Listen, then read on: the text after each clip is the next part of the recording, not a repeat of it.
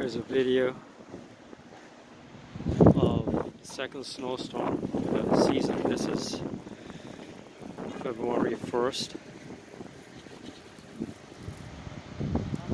2021.